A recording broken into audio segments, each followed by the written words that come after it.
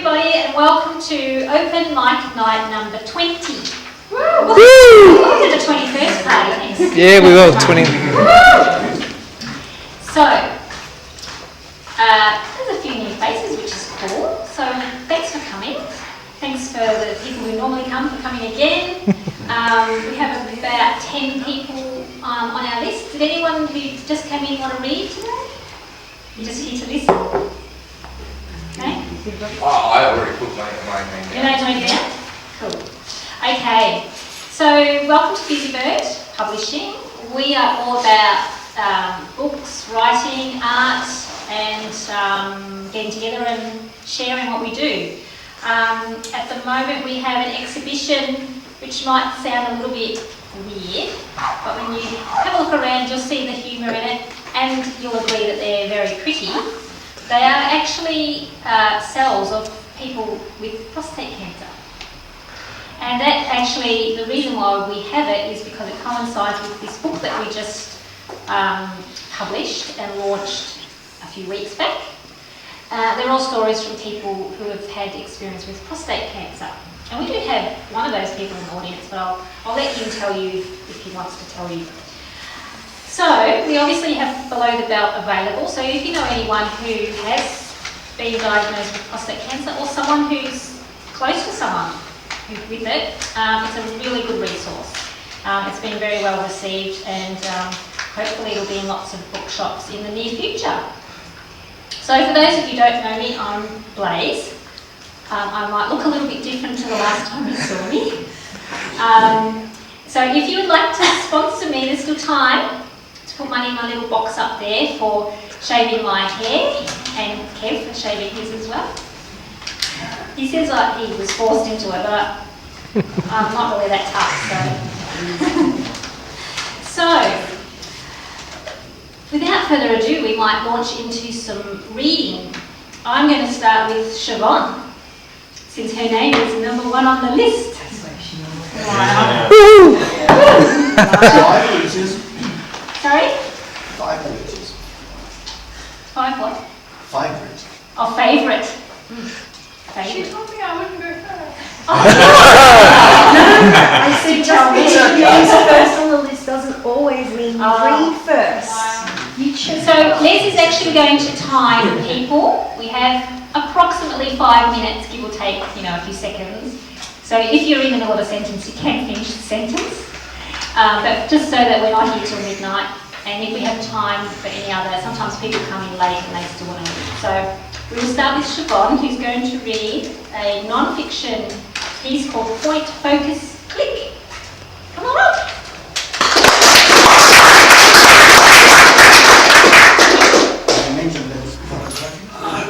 Thank you. Yeah, hi. This was written last year while I was over in the States on the, while I was in Honolulu doing the Pearl Harbor tour on the USS Missouri. So yeah, cool. It's not a new idea or a new trend. It's not even a recent thing. The idea that the only time we have for something can be boiled down to point, focus, and click. The idea that we'll look back or use it as proof of their culturedness or their mourning, or that we'll never have the need to really experience it because we have a photo. I wonder about this sometimes. I wonder if before the ability to capture every moment was available to everybody, how did we remember the great moments in our life? How did we remember the day our kids were born or the day we got married? How did we remember all our firsts, our first love, our first kiss, or our first time? Is that why sex tapes were a thing? Because we need to have it recorded for posterity. We need to have every angle captured just so that the lighting, complete ignorance because we don't have experience, because we don't experience something with dignity and patience, but instead give it as much time of observance as it takes to take a photo. 3 seconds to get the perfect picture, and sometimes not care if the focus is slightly blurry. They can stand there for 5 minutes to get the perfect photo, but not read what's inscribed on the memorials themselves. Not take mental images, but physical photos. These memories are not just for ourselves, but for the world. Do we need to have everything photographed and catalogued for physical preservation instead of mental preservation? For dementia sufferers, it's a great idea, so that they can do a notebook and forever have Ryan Gosling rereading an epic love story to remember. But for those of us who aren't going to suffer from memory loss, why? I just wonder at what point in our lives did we start capturing our lives in surround sound in perfect clarity to prove our memories are real? When a photo, video, flyers are unimaginable to those who won't stop, witness, experience what these places are for.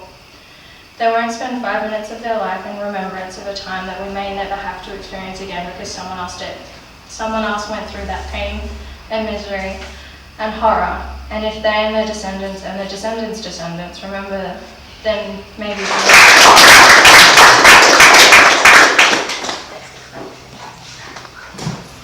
Good timing. Well done. Richard. Richard is going to read a short story called Old Soldier. Now, sorry, I forgot to mention at the start that Kev is actually videoing everybody's readings, and they do go up on YouTube. If you don't want to be up on YouTube, just let me know and we'll cut. Run now. Sorry? Run now. Run now. No, we just won't video you. Thanks, Richard. Okay.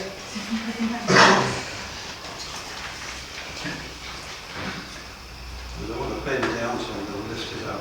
Okay, folks, I'm going to read a story called Old Soldier. In England, we live in the dark past, mainly the Second World War. We can't get over the fact that we won. And a lot of events through the autumn, the winter, summer, there are lots of World War II events where people go along dressed in that mode of the day.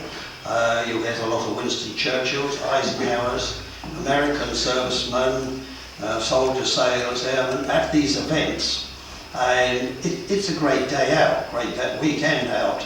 This one I'm reading about is at a watercress line, and it's a preserved railway with steam engines, so it's absolutely fitting. The setting is absolutely right for the war. And Heather and I go along and try to sell my evacuee book. So that's the setting to it. But I will mention someone called Jonesy the Butcher. I don't know if you ever had the television series here. What's it called? Dad's Army. Dad's Army. Yeah. Okay, so you may remember Jonesy the Butcher. So he comes in. Okay. He was going on with a woman. Yeah, that's right. Yeah, doesn't come into it. This is a family story. Old Soldier. The train jolts to a halt. Carriage doors swing open and passengers pour out onto the platform as the station announcer booms out. Welcome to the Watercress Line 2012. The fly past is at 11 this morning, and Winston Churchill will be here soon to greet visitors and sign autographs. It's war on the line, and railway staff, reenactors and passengers alike are in for a great day, especially Harold Shattersbrook, veteran of the Italian campaign, even though the war was just a distant memory for this old soldier. He turns and nearly stumbles, and would have done so except he's steadied by a woman dressed as a land girl and a young lad barely 10 at his side. "You all right?" she says with concern. "Don't want you to fall." Harold composes himself and tips his cap. "Thank you, madam," he says. "Thank you. This young lad yours, then?" "I've seen you on the telly," says the boy. "You're just like Jonesy the Butcher in Dad's Army." The lad has a little Union Jack on a stick and gives it away. "What do you do in the war then, Mr. Jones?" "Italy, my boy," says Harold proudly. "Italy. Now, what's the first thing that comes to your mind when I say Italy?" The young lad looks up into the old soldier's face and says, hopefully, "Spaghetti." Harold doesn't want to scold. "Spaghetti," he repeats. "Not the first thing I was thinking of, son," and tries the woman. "Does Monte Cassino mean anything to you, my dear?" She looks round as if seeking inspiration and tries something she's read before at school, she thinks. "You mean that Count chap? Count Monte Cristo, wasn't he?" Her voice trails off. Harold isn't getting anywhere. "What if I pawned them for a rainy day?" "I'll put the money aside for new spade, Harold, so you can tend the garden. Take your mind off it," she said. "Growing a few carrots will be a real tonic. Do you good." and he bought a medal to go with the uniform. He picked one out from the glass cabinet and it looked okay. I'll put it on the jacket when I get home, he said to the man. That's not much of a medal, Harold, said the man. It's nothing special at all. I've got much better. That'll do me, said Harold. I wasn't anything special myself. They sent me home early, left my comrades to finish it off, and I'm proud of it. The announcer's on the tannoy again. The train due in 15 minutes is the 10:30 from Aylesford. At that moment, Viv the Spiv walks past. Hello, old soldier. Hello, Viv. Viv looks great. He always takes surprise in his attire. Trilby at a raunchy angle, flowery tie, sharp suit, polished shoes, painted leather. Yes, Viv looks the part. But here's Montgomery, followed by Churchill, waving to the crowd. Several gather round for an autograph. Outside the station, a car backfires. Harold ducks instinctively. You're right, says the woman. You've gone quite pale. The kid laughs. I thought you said you was a brave soldier. Didn't say I was brave, replies Harold, just a soldier.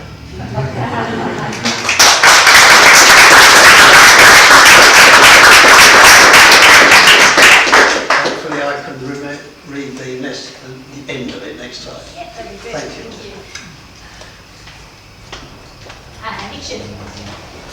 Richard, you picked up some of my things, so Oh, sorry. I took me off. Yeah, oh, sorry. You're all right. It was a $5 bill I was after. No wonder it wasn't a war.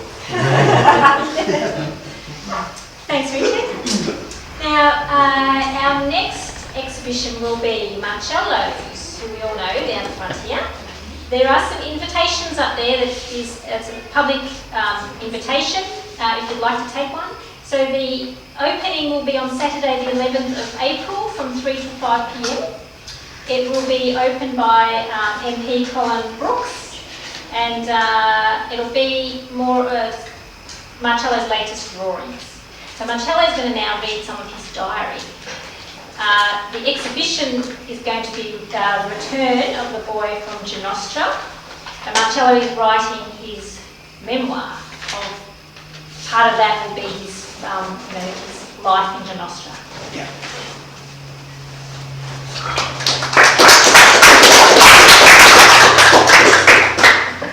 That's been the advantage of being short. So I continue with that. I moved with my brother to prison, this tiny island. In fact, a really castaway, believe me, it's still today. I learned to fish and trap for rabbit, would make our own small canoes, and in summer would spend most of the time on the rocks near the sea, swimming and spear fishing with the homemade spears. In Genostra there was no pebbles or sand, only volcanic rocks. And the few kids there were having a ball diving from these rocks in the sea, even when it was very rough. I've still got the scars here.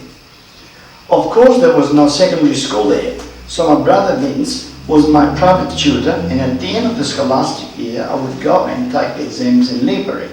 This way I was able to finish my high school. At a tender age, I was studying the classics, translating from Latin, French and English, and even ancient Greek. He was a very hard taskmaster, but I'm glad that he was, and I am still the richer for it. I used to go back to Malta, that's another small island, and other islands as often as possible, so that I could catch up with my old friends, and also buy some provisions that I could not get at Genostra.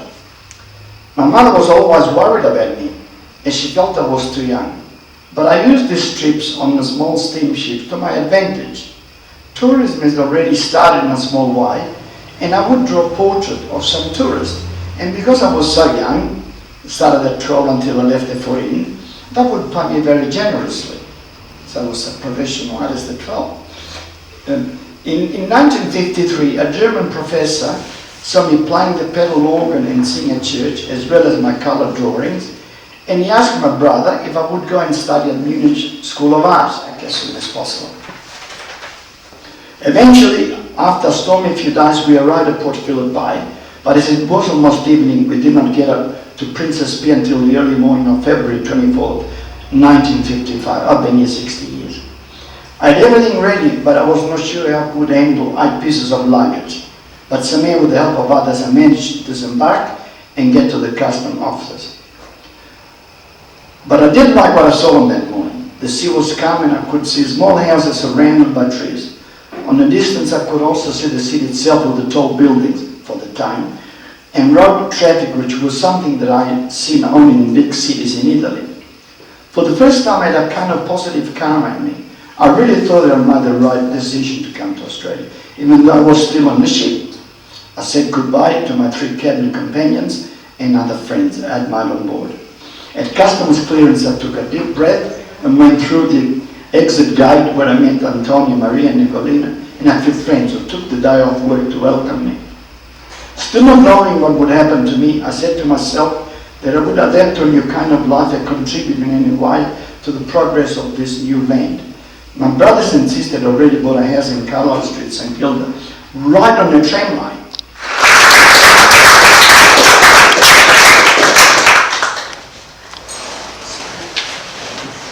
I wonder if, Marcello, when you arrived, you were thinking, be careful what you wish for. Yes. This is Marcello's book of poetry and his artwork. So it is for sale here, if anyone is interested. And Genostra said that. Yes, and the island of Genostra is there. Thanks, Marcello.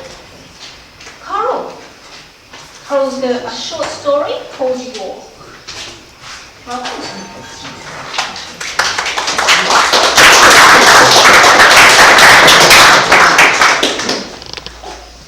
When I was deciding whether to go to England in 2011, several people said to me, you have to go to York. So I slotted that into the trip.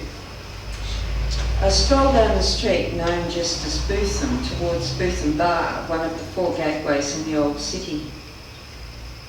It's a large square stack of stone topped with a squat tower, complete with arrow slits at each corner. Statues keep watch over the arched entrance. It certainly would have been intimidating to anyone needing permission to come in. A plaque reads, Roman Fortress. This plaque marks the site of the Porta Principalis Dextra, or northwestern gate of the Roman fortress, of which the foundations, as built circa AD 300, lie just below the ground. I had no idea of what to expect of York, certainly not the scene that greets me now as I move through the archway and enter another time. High Petergate follows the line of the Via Principalis, the main Roman route through York. Medieval buildings looking just like dolls' houses squeeze against each other all the way along either side of the street, disappearing around a corner at the end. Chimneys sprout from slate roofs. Oriel windows protrude from second-storey wattle and dog jetties. Shop signs and hanging pots on decorative wrought iron supports jut from red brick walls over latticed doorways. I could be in a storybook. Rising majestically above it all are the huge towers of York Minster. Streets run off roads, lanes off streets and connecting passageways, snickelways, off lanes, all with their little shops and houses, some second stories leaning so far towards each other they almost meet in the centre. There are no cars in here other than the odd delivery van, and if it wasn't for the shops now selling modern clothes, modern food and designer wares, I could just about imagine myself back in the Middle Ages with sewerage and plumbing. I can't resist seeing what's around every delicious little corner, and I'm lost within minutes, the streets winding impossibly. It doesn't matter, the towers of the Minster are my compass. As long as they're in view, I'm in the vicinity of my gateway. Around 3 o'clock I find myself standing mystic in the Minster, a term given to churches used as centres of Christian teaching or ministry. My guidebook tells me it's Northern Europe's second largest Gothic cathedral. I can believe it because I'm having trouble taking it all in. I've never seen so many buttresses, lancet windows, turrets and carvings. There's hardly a piece of stone not decorated in some way. I plod around to the east side and gape at the largest window I've ever seen. The great east window, built by glazier John Thornton between 1405 and 1408, is the size of a tennis court and describes the Sistine Chapel with a stained glass window.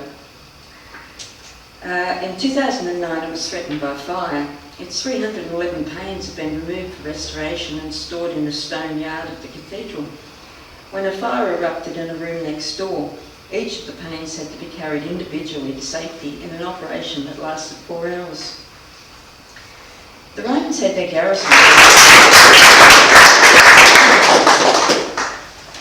Thanks, Carol. Kev, did you want to adjust lights? We're not used to the days getting shorter, so we thought it would still be light. I mean, if I turn that around, it's going to burn. It's going to Be too be bright. bright unless I turn that one. What about if you just turn a little bit? Such a female thing.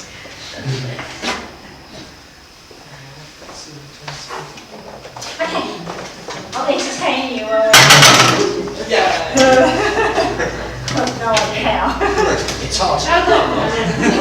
I'll jump.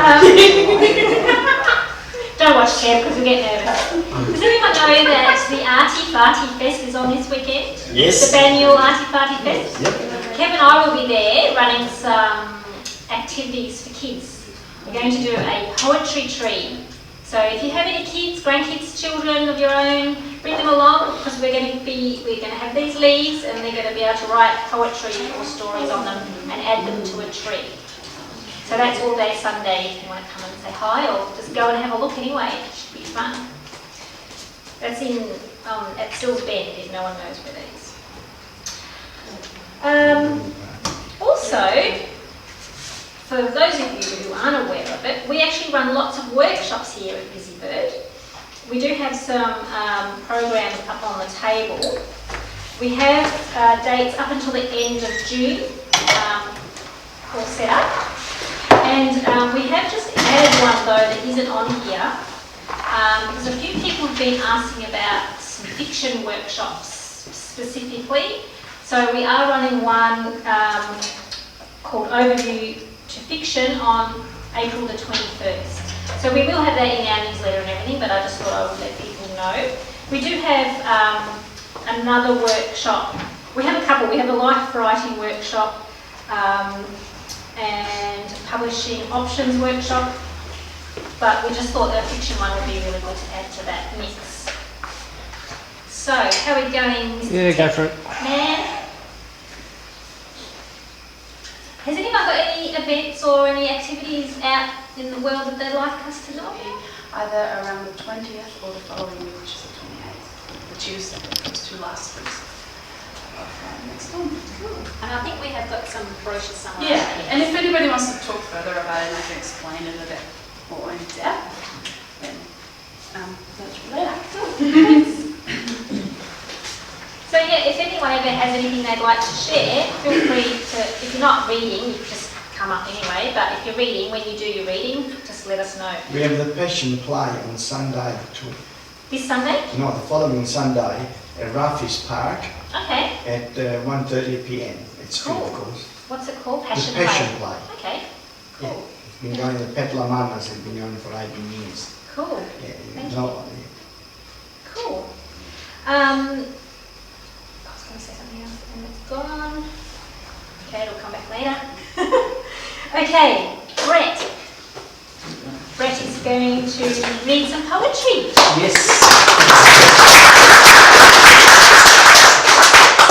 Yes, first time here, so I wasn't quite sure whether you wanted something saccharine sweet or something with a little bit of bite to it. So I thought we'd go with something for a little bit of bite.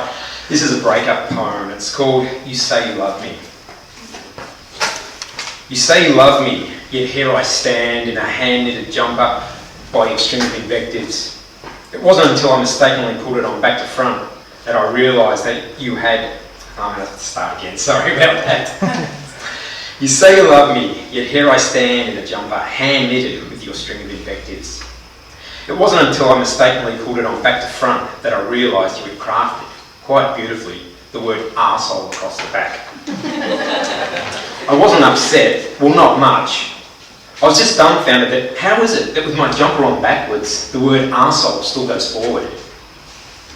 You say you love me, and I know your Facebook profile says in a relationship, but I'm concerned that you haven't posted one single photo of us together. You dismiss it with a shrug. I'm only into selfies. Oh, and cats. I'm confused but slightly comforted with the thought the money we'll save on our wedding photos will help offset my medication for cat-induced eczema. You say you love me, and I've been counting the unsaid words between us and storing them in a bag. I think there's enough to stretch to the moon and back. When I point this out to you, you say probably not. You don't have that big a vocabulary.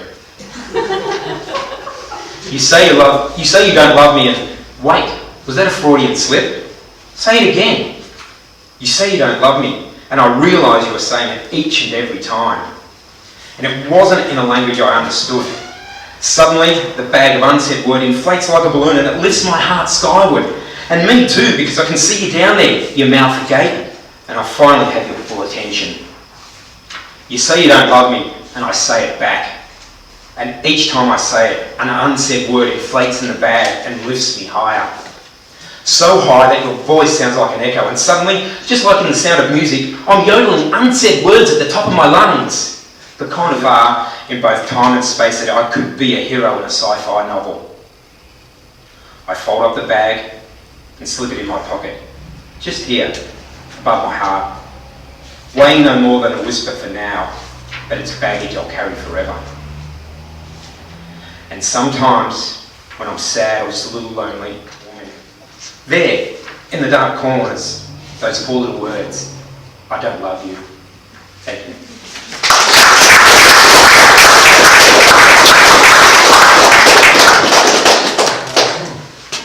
Thanks, Brett.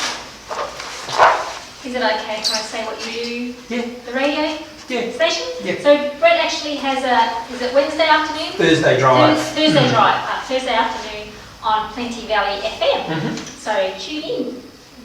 We were on there, actually it was last year, wasn't it? No, how so quick? And he's a sculptor.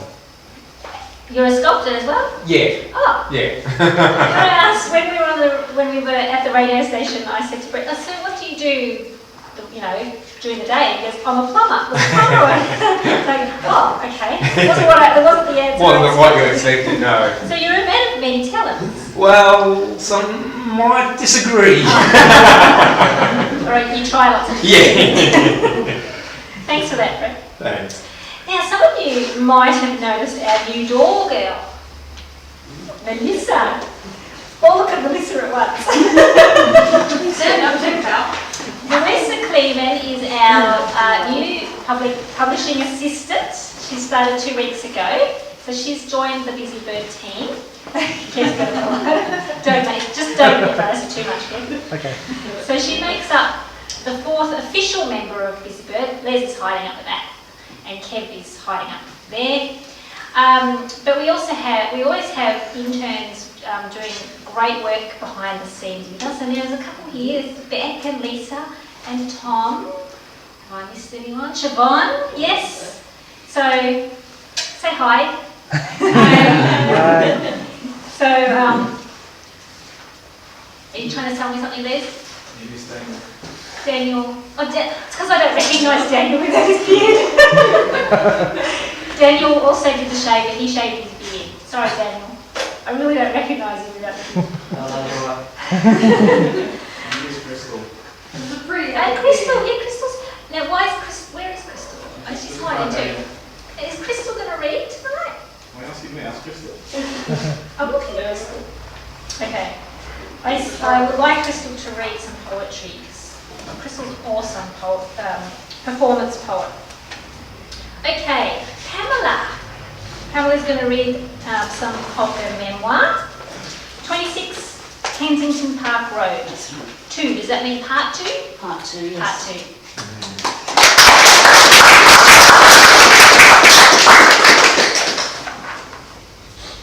I don't know if you remember, but last month I was telling you about Kensington Park Road and how I moved there.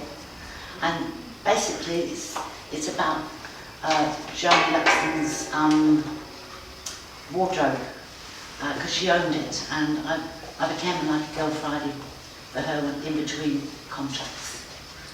So I'll start now. One evening, a tall, flamboyant man swept into the wardrobe declaring, "I'll show you all how to make a long Edwardian costume in 2 hours." Grabbing the tailor's dummy, he draped a long length of brocade material around it, expertly cutting, pinning, and machining a masterpiece within the time.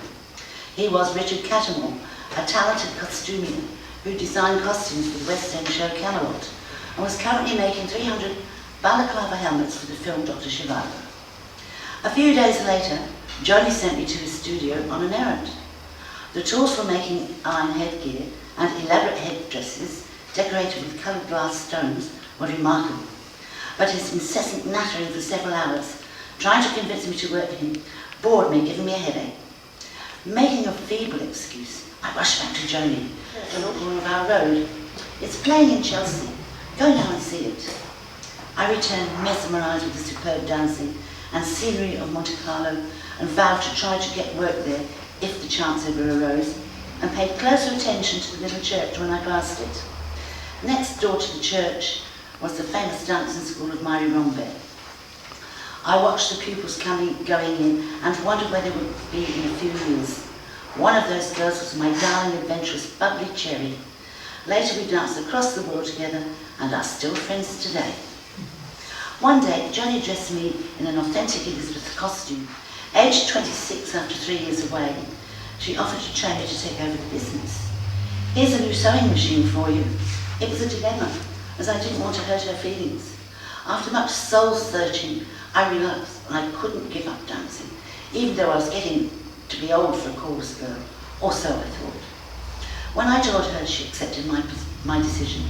There was a postal strike on at the time, and contracts were scarce.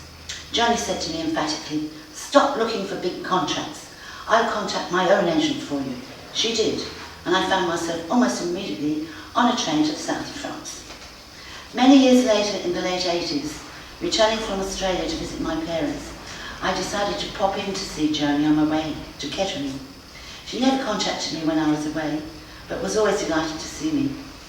As I walked towards the house along Kensington Park Road, I saw swirling stains of smoke embedded into the downstairs outside walls. I knew immediately what had happened and crumpled into a heap, sobbing. I'll make sure I blow all the candles out. Now, does anyone live near Watsonia? We'd like Pamela not to have to catch the train home if anyone's going that way. And if anyone, yeah, that would be great on this side. If anyone catches public transport and at least wants a lift to the station at the end of the night, just let us know, because it's getting dark quickly now. So, you know, there's always someone going in your direction. Joan is going to read some poems. First one's called Beanies, which I've had to dig out what's beanies this week. Beanies, Winter in Monty and Obsession. Welcome, Joan.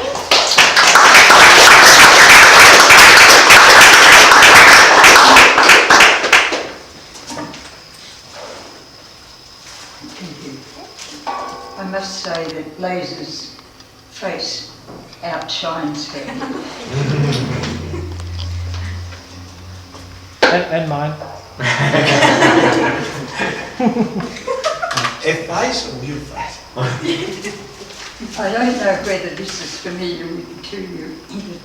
I think back in February this was a picture in our local paper, and I was surprised that the beanies from Alice Springs had made their way down to our area, because some years ago I was up in Alice Springs. I do a trip up there every so often, and I was at the 10th Alice Springs Beanie Festival, and these are the impressions that I got. A beanie capped dais with banner and fringes. The band with its strong beat and fast-moving fingers kept us tapping and swaying at the loud, rousing tunes, sent happy vibrations across the dry dunes. Came the winners triumphant, their features extolled, beaners resplendent in silver and gold. We sat there agape at the size and the shape, the brilliance of colour, the muted soft tones of tinsel, felt, feathers, the small shining stones. What a wondrous collection, creative, inspired.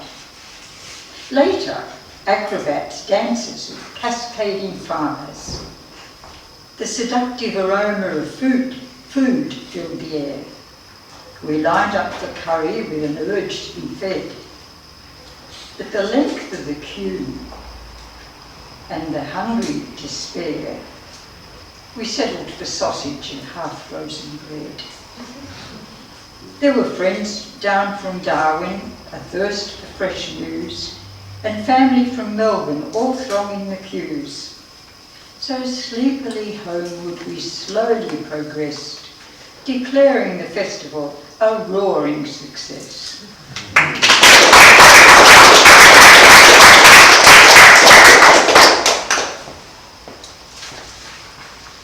When I first came to Montmorency, my husband had died, and I was just a wee bit lonely, but I soon found comfort in lots of different things, not least in the surroundings. And I called this a winter's eve in Montmorency. A trifling breeze disturbs the trees. The homebound traffic scuttles by. The sun is slipping in the west as winter's evening pinks the sky. Magnificent and unperturbed, wheeling and soaring, the larger bird from lofty heights surveys the world, while mynards, magpies, smaller fry, fulfilled the weary teams their practice cease. They gather gear and muddy boots and make for home a meal and peace.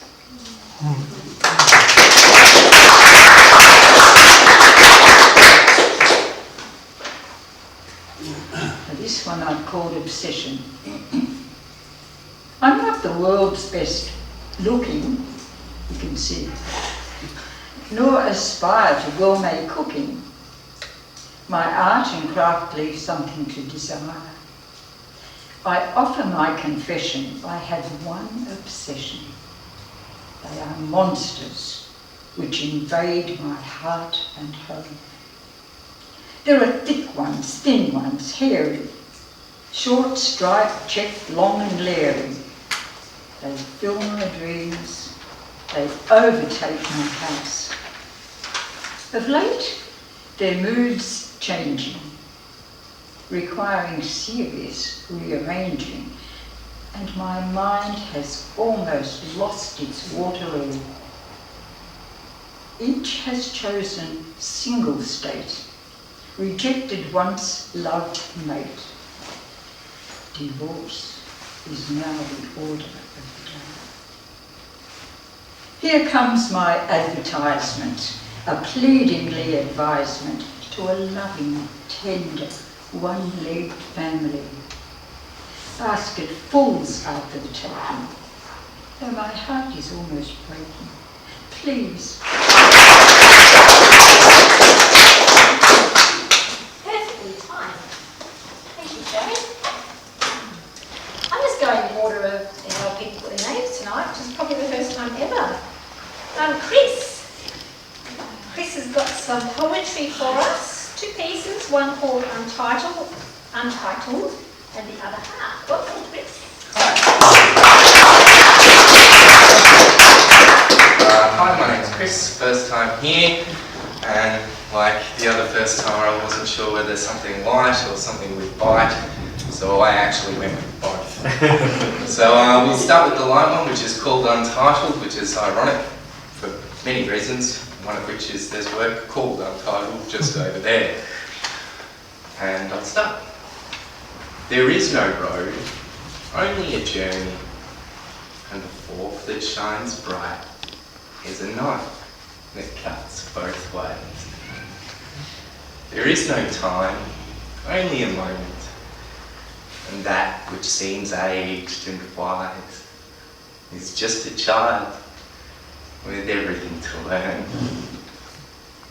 There is no sight, only a picture, and all the rainbow's colour is just a mirror of the artist. There is no place, only an experience, and those that walk with me become a part of me, as I am surely becoming a part of them.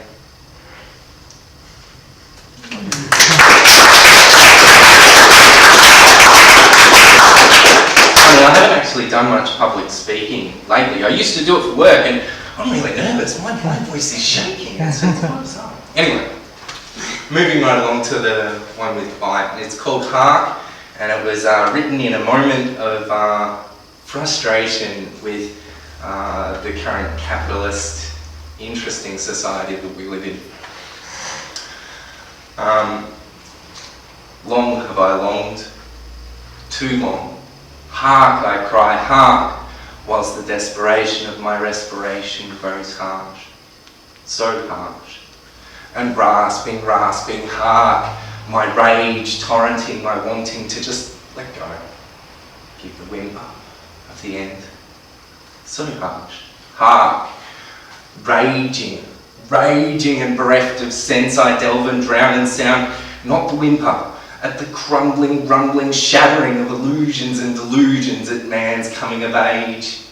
Instead, I rage. Hark, my warning of the storming from hell's gate, the dawning of this age should not be a whimper, not a whimper, should man just hear, here and now. Hark, our past, bloody and desolate, can make us resolute. Should we hear?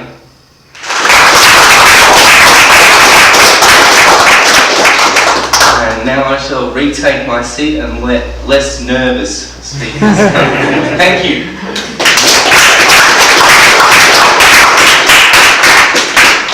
I don't know why you felt nervous. Neither do I. It's not a bad effort to actually read it, or not read it, say it from memory. So well done. Yay! Yeah. I made it. The thing about feeling nervous is it's because you are passionate about what you're saying and you want people to be engaged in it. So it's very normal. Who here doesn't feel nervous when they get up in front of people? Oh, bullshit.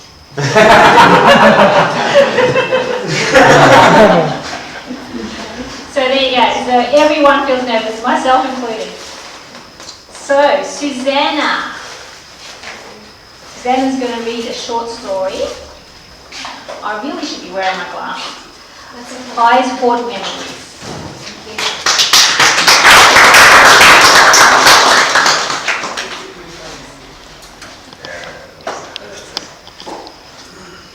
We are on the train together.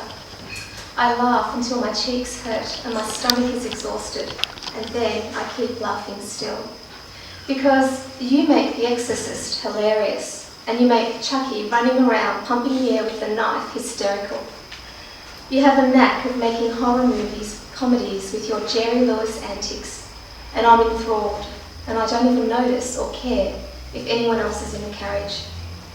You talk loud, and I laugh louder. The train slows and stops and speeds up again and slows again, but we barely notice its erratic pattern. We get off and inhale the air from the secluded sea. We stroll through a deserted park towards it, and on the way, the invisible gale animates a high audience of gum leaves to sway and bow and applaud our passing. Arriving along the flat open beach, we get pushed so hard by the fierce nautical wind that gravity changes and our feet hardly touch the ground as we run and run in elation, and our bubbly bubbles of laughter peel up to the infinite sky. We go to the jagged rocks, we scream but can't be heard over the sheer din of the furious sea. The wind thrashes and bites with its cold, but our exhilaration makes that a superficial phenomenon. We find a crevice tucked away from the raging wind and watch its chaos whip and fold the ocean and make millions of granules of sand flee in whirling frenzies. And we serenade each other with improvised haiku. My favourite, then I look at you, spiralling in crystal blue. See my heart, it soars. Your favourite, no matter the wind, an immovable mountain my heart is for you. Our eyes hoard these memories. Our prefrontal cortex doesn't know what the all-knowing knows because it can only orchestrate dreams and hope and poetry. But the reptilian complex, that deep, dark part of our brain that always scans for danger and terror, knows what the all-knowing knows. And what the all-knowing knows is that the cosmic Mack truck is hurtling towards us, faster than supersonic speed, but just under the speed of light. Will you survive? We are back on the train. You pass me a note and I look through the carriage window, just as the clouds part and God's dazzling, fearless eye is smiling down on us, and I read what you have written for me. My hair is red, but I feel lemon yellow bright. My consort, listen. We run as fast as the wind, yelling and exploding with energy.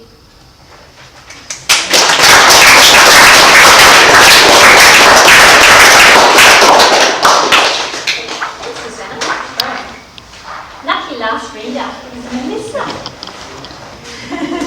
Could you bring that hat up with you, Melissa? Yes. So Melissa's going to read part 2 of her short story. Was it last month that you read it or last year? Last month. Was last month. So Under the Big Top, part 2.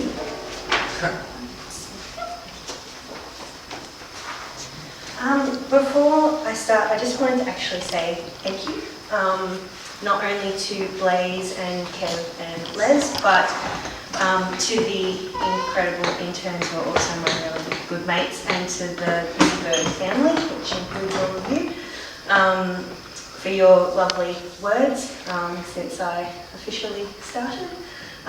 It's made me feel incredibly welcome, and yes, so thank you, because it's all of you that make this place really special, and I feel incredibly lucky. So, cheers. Last month I read the first chapter of my children's horror story, Under the Big Top, and this is part of the second chapter.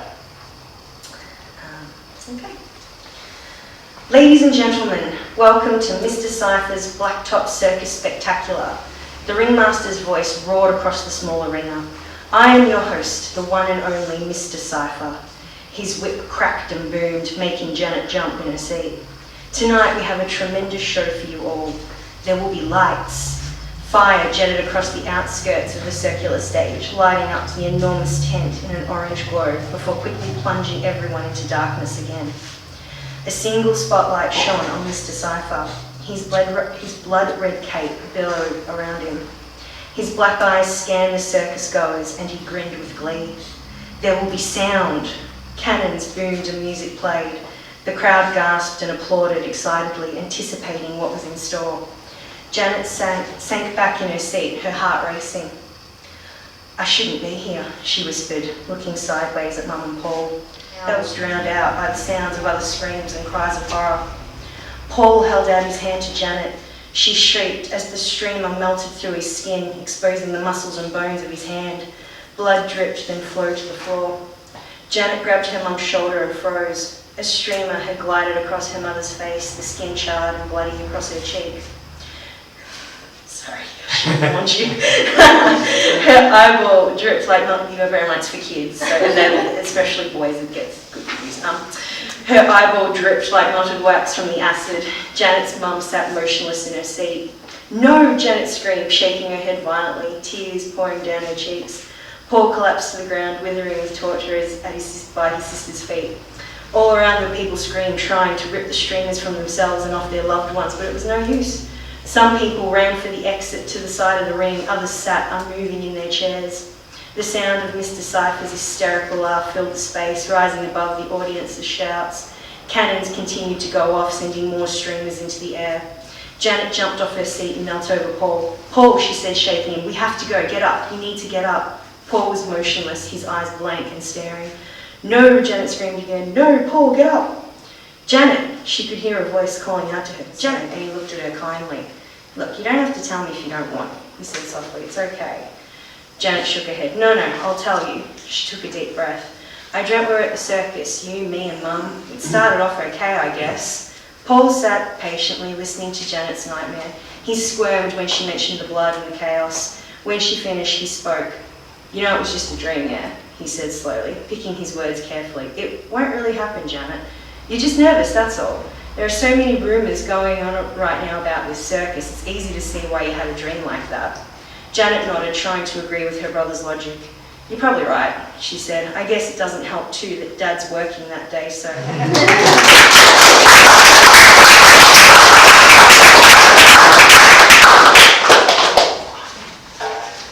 So, have I forgotten any announcements or anything? Anyone want to say anything? No? We're going to draw a door prize. So we have, so if everyone gets out their little ticket they got at the door, we have one of Kev's pictures. One of my favourites. Someone here is going to get this. We call him Yaki. So, now you can draw it. Da-da-da-da. Number 4, come on down. Number 4? Number 4. No, you picked the wrong one. I'm 22. Anyone number 4? Should be here. I think I gave you all. Might be Heather, she's got, can't find those. The bag's too big. What number is yours, Richard? I didn't buy one, I can't afford things like that. Oh. I gave one for both. Okay, yeah. Redraw it anyway. No one's got number 4? Okay, we'll redo it.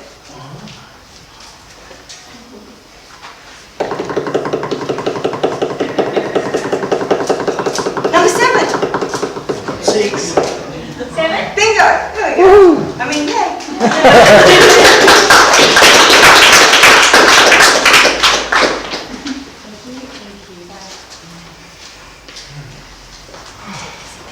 So thank you everybody.